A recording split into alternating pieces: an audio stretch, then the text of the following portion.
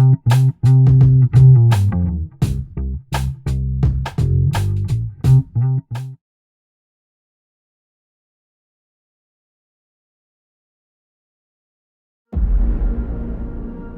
name is Parker Joe, and I'm with Social Services.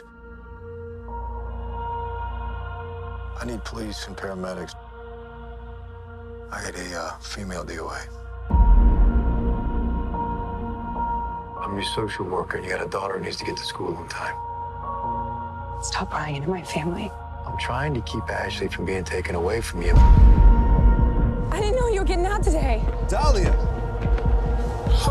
You're the man who's been looking after my family, huh? I'm back. I'd love nothing more than have to come by here anymore. Prodigal son is home. Caught some chatter on the inside that might be a real score. Take care of business. We're going in there for the money and the drugs.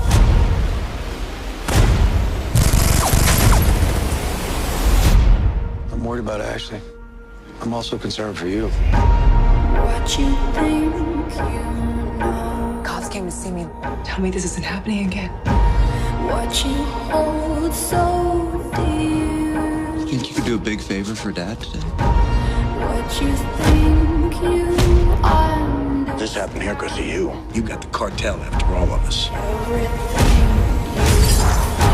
Why even help me? No one helped me when I needed it most. They're in trouble. I'm in trouble. I've seen so many families, the cliff that they're about to fall off of. And there's nothing I can do to stop it. You actually can help people. You have an opportunity to get something done.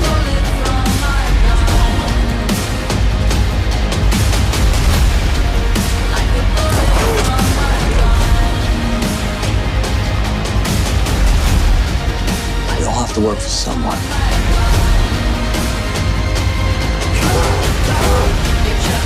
If this was your family, what would you do?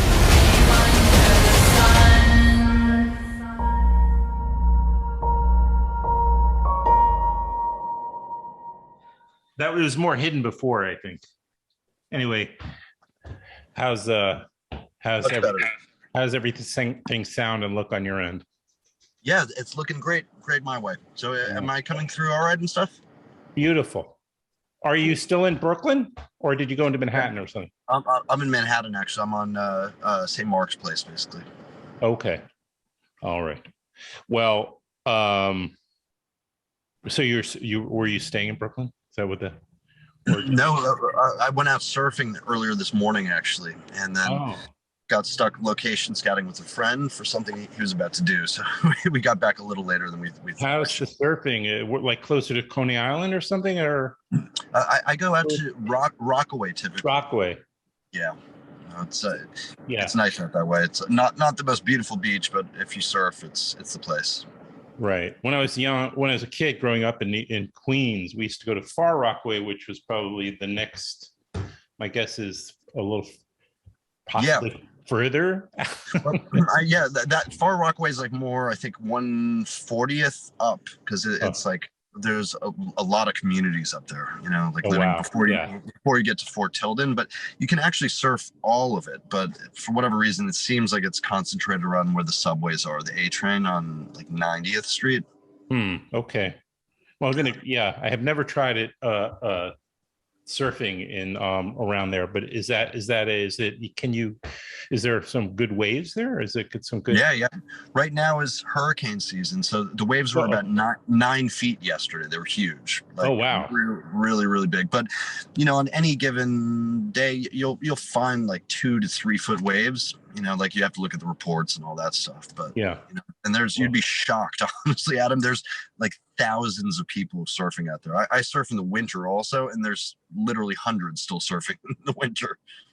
Is that true? Oh, and are you based primarily in New York, or? Yeah. No, I'm born and bred New Yorker, so I live out here still.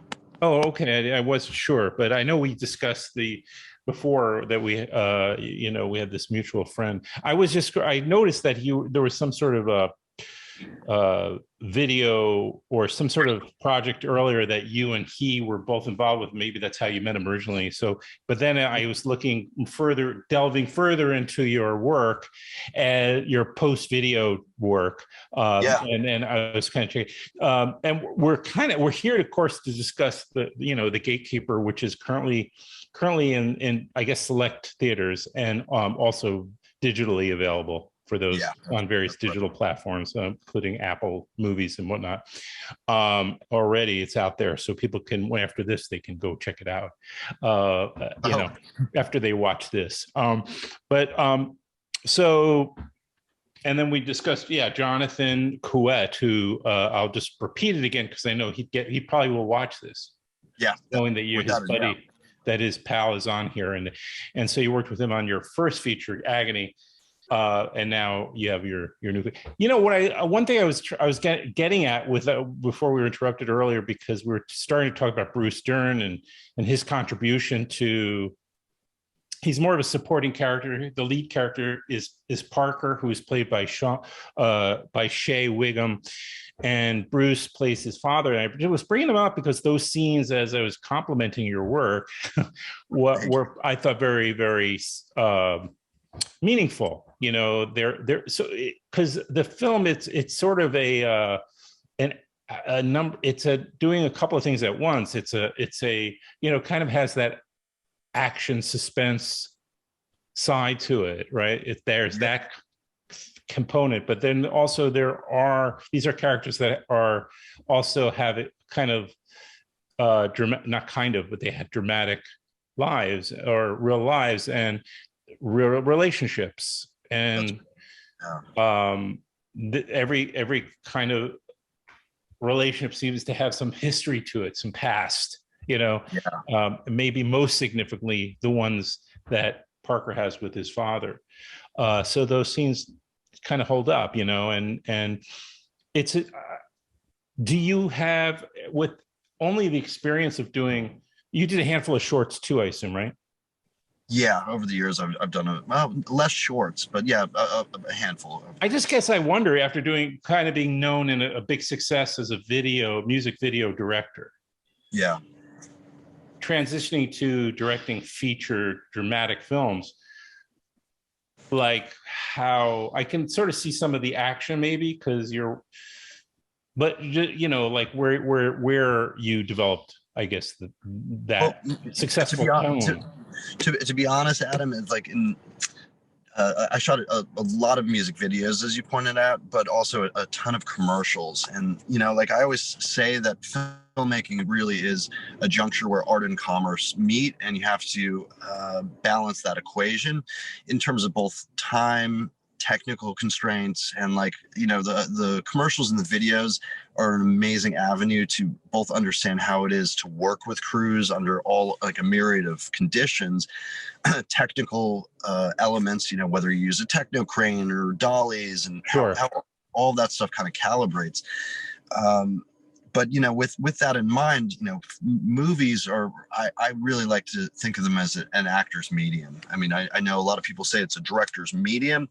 That's one component of it, but the what we associate with as viewers is the actors who let us into these stories. And so I was conscientious just to really hone in and focus on performances with this, and almost anything else is gravy. If you can do a great set piece kind of technical action kind of sequence like we needed to in this, it's one thing, but if your performances fall flat, you don't have a movie. Very true, but not all movies reflect the same focus on their actors. I mean, a lot of tentpole movies kind of not all.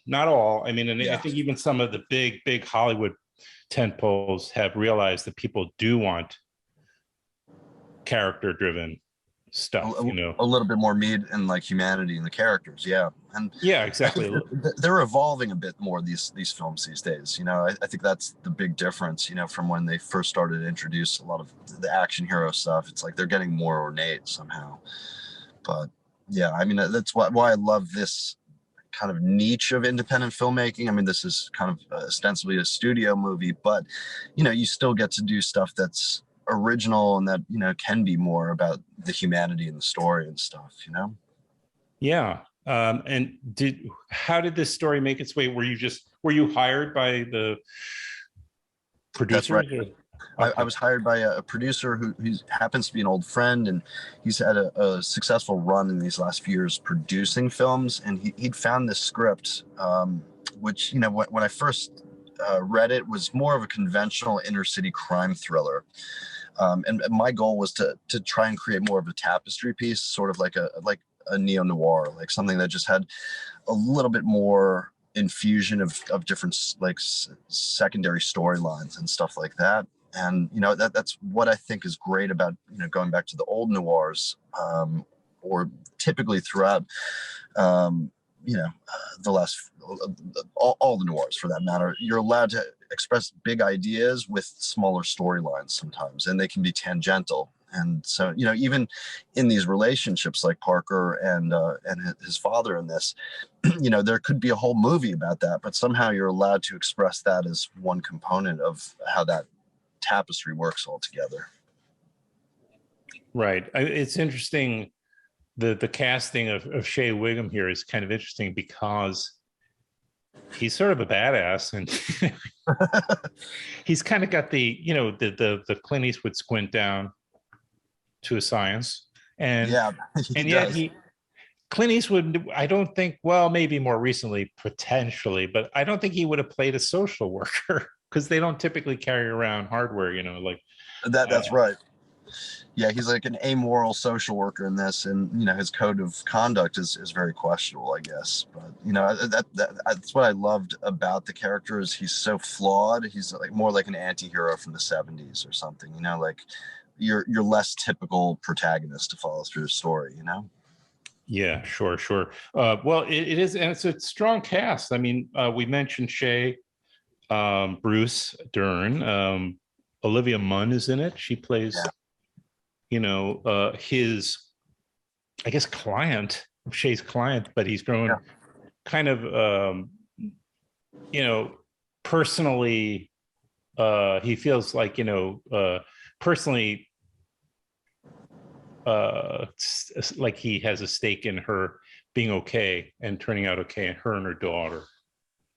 Yeah. And he's looking for redemption somehow through a family that's in trouble, I guess. Right.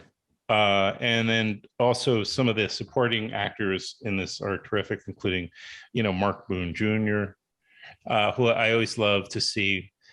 I had I don't know what it was. He's like one of these guys I always wanted to invite on my podcast, going way back to when he was I don't know if like his early days, he was in a duo with Steve Buscemi. Totally, with Rocket's Red Glare, who I used to know. You know all that stuff. Yeah. No. And Mark and I talked a lot about that, his early theater stuff. I mean, he's so fascinating.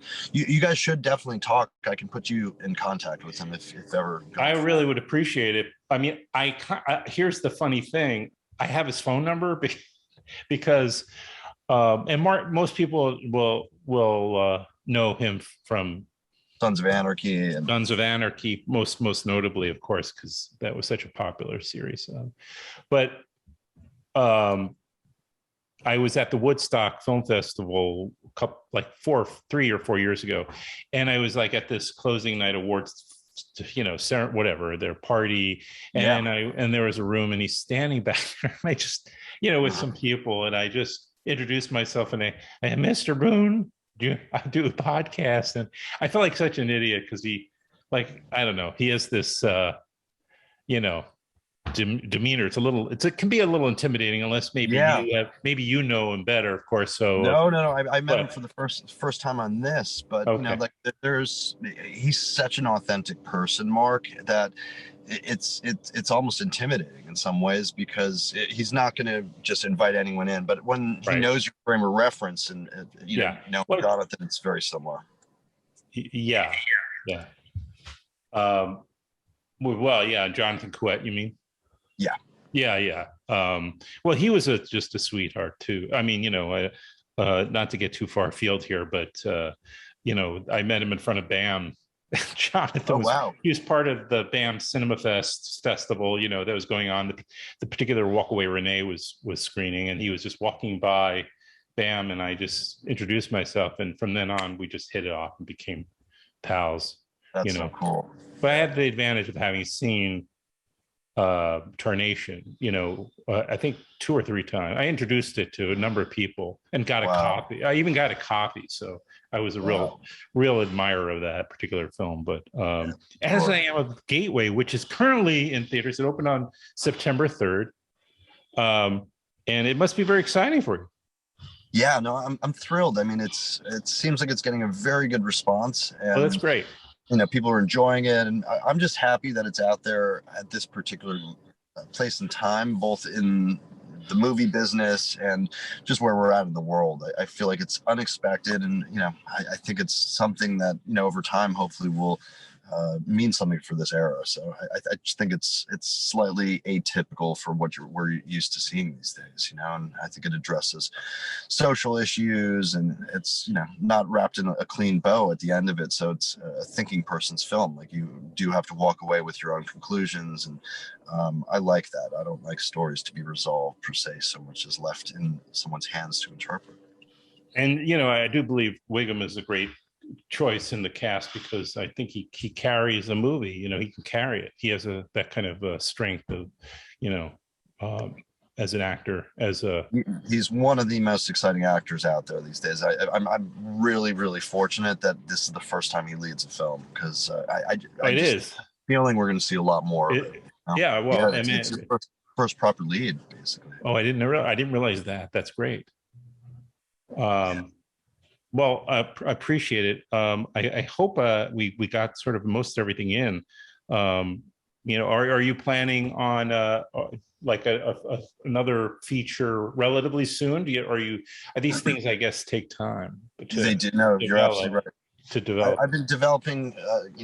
During the pandemic, I did a lot of writing, so I have a couple things that I'm getting ready to start showing around, and obviously it's always serendipity and luck, and nose of the grindstone. So with any luck, hopefully something will be kind of in the pipeline for the next year. No doubt, yeah. And I just have to kind of ask, how did you originally become develop a relationship or be introduced to the Onos? Because you work creatively with Yoko as well as Sean. Yeah, I did 10 films for Sean a long time ago when he had a Capitol Records release. I love that. I love that, the stuff he was doing then.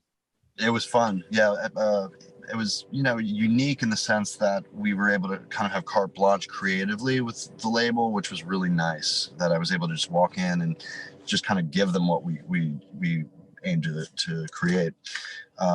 I knew him because we had friends in high school at the same time period, but we never got close until around that period. And it was as a result of a few mutual friends.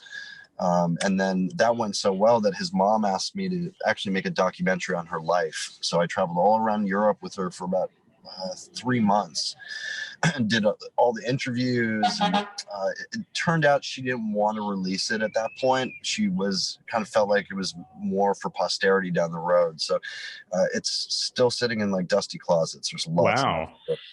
So maybe someday it'll come to fruition. Yeah. Well, being so, like all the folks in the Beatles orbit, they have a sense of legacy. So I'm pretty certain it will come out at some point, and maybe we could do one of these then too. Yeah, that would be cool. That would be really cool. But it's a great pleasure to meet you. Yeah, Adam, no, thank you so much for taking all the time, and it's just wonderful to talk to like-minded individuals, and hopefully we'll get a chance to meet down the road as well. Yeah, I love that, and thank you, and surfs up. That's a ridiculous thing to say. Well, it does get said. So, all right, you have a great rest of the weekend, and enjoy lovely sunshine out there. I will. You too. All right, take care. You too. Yeah. Bye. Thank you. Thanks, Madison, if you're there. Madison, thanks so much if you're there. Oh, she said at some point she had to pop off, so she's probably not there. Okay. All right, man. All right. Yeah. Be good and enjoy the rest of the weekend. Yeah, I'm off too. Actually, I'm seeing my pal, Cinque Lee, who is Spike's brother. So it's kind of the Brooklyn version of your life. You're. Yeah, that's definitely some Brooklyn royalty if there ever was it. Exactly. Anyway, take it easy, man. It was nice meeting you. Yeah, no, real pleasure. Have a great one. Talk to you in a bit. All right, bye-bye.